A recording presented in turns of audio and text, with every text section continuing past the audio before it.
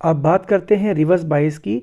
Reverse bias condition में battery का negative terminal P side से कनेक्टेड होता है, जबकि बैटरी का जो पॉजिटिव टर्मिनल होता है वो एन साइड से कनेक्टेड होता है। देखिए दरअसल यहाँ पे होता ये है कि जो बैटरी का नेगेटिव टर्मिनल है वो पी साइड के जो मेजॉरिटी चार्ज कैरियर है मतलब होल्स को अपनी ओर अट्रैक्ट करना स्टार्ट कर देगा।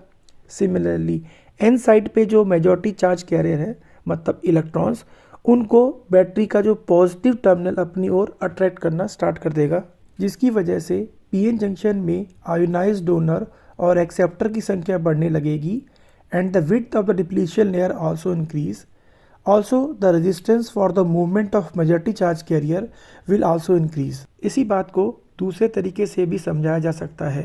दरअसल यहाँ अप्लाइड इलेक्ट्रिक फील्ड और बिल्ट इन इलेक्ट्रिक फील्ड की डायरेक्शन सेम होती है, जिसकी वजह से डिप्लीशन लेयर की विड्थ बढ़ जाती है और रेजिस्टेंस भी बढ़ जाता है, जिसके परिणाम स्वरूप मेजॉरिटी चार्ज कैरियर का मूवमेंट कम हो जाता है। यही कारण है कि रिवर्स बायस में करंट फ्लो नहीं करता है but only leakage current flow in PN junction, that is because of minority charge carrier। चलिए मैं आपको एक्सप्लेन कर देता हूँ कि ऐसा क्यों होता है।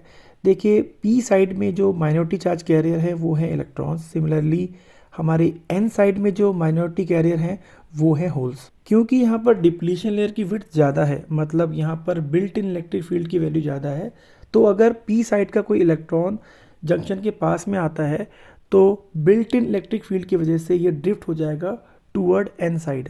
अब यहाँ पहुँचने के बाद बैटरी का पॉजिटिव टर्मिनल इस इलेक्ट्रॉन को अपनी ओर अट्रैक्ट करेगा। सिमिलरली एन साइड का जो माइनॉरिटी कैरियर है मतलब होल्स अगर जंक्शन के पास आता है तो बिल्ट इन इलेक्ट्रिक फील्ड की वजह से ये ड्रिफ्ट हो जाएगा टूवर्ड एन साइड, और यहाँ पहुँचने के बाद बैटरी का नेगेटिव टर्मिनल इसको अपनी तरफ अट्रैक्ट करेगा। यही कारण है कि रिवर्स बायस कंडीशन में माइनॉरिटी चार्ज कैरियर के मूवमेंट की वजह से लीकेज करंट फ्लो करता है, क्योंकि माइनॉरिटी चार्ज कैरियर की संख्या मेजॉरिटी चार्ज कैरियर से कम होती है, इसलिए बहुत कम लीकेज करंट फ्लो करेगा, जिसकी वैल्यू माइक्रो एम्पेयर में होगी। चलिए अब डिस्कस करते हैं VI characteristic of PN junction. ये बेसिकली वोल्टेज और करंट के बीच में एक कर्व होता है।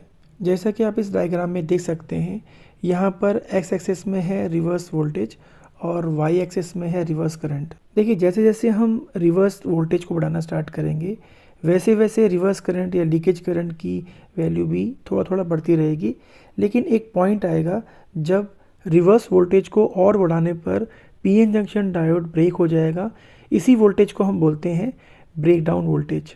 इस ब्रेकडाउन वोल्टेज के बाद अगर आप रिवर्स वोल्टेज को और बढ़ाएंगे तो आप यहाँ नोटिस करेंगे कि रिवर्स करंट की जो वैल्यू है यहाँ पर शार्पली बढ़ना शुरू हो जाएगी, और इस रीज़न को हम बोलते हैं एवलांच रीजन या जीनर ब्रेकडाउन। बस यही था आज का वीडियो। अगर आपको ये वीडियो पसंद आया हो तो इसको लाइक, शेयर और चैनल को ज़रूर सब्सक्राइब कीजिएगा। तो मिलते हैं आपसे अगले वीडियो में। Bye and take care.